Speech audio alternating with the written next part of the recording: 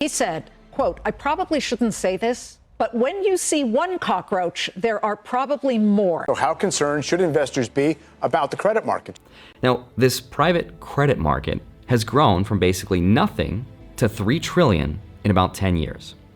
And because the returns looked really good during the era of cheap money and low interest rates, a lot of money piled into these funds, including the kinds of funds that could sit inside pension systems and parts of retirement portfolios. He said, quote, "I probably shouldn't say this, but when you see one cockroach, there are probably more."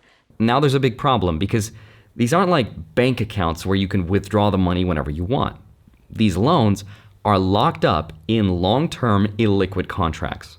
So for example, when investors get nervous and want their money out, like they're trying to do right now, the funds can't just sell everything just to pay someone really fast.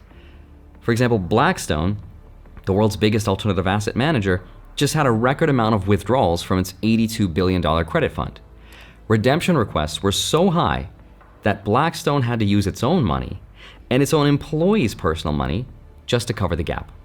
There's a company called Blue Owl, which completely stopped redemptions on one of its retail funds. BlackRock was starting to limit withdrawals as well.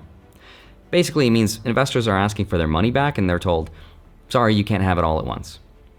And here's what's happened to the stocks of some of these companies. Blue Owl, KKR, Blackstone, Ares, Apollo, Carlyle. These are some of the biggest financial institutions on earth, and their stock prices are kind of collapsing.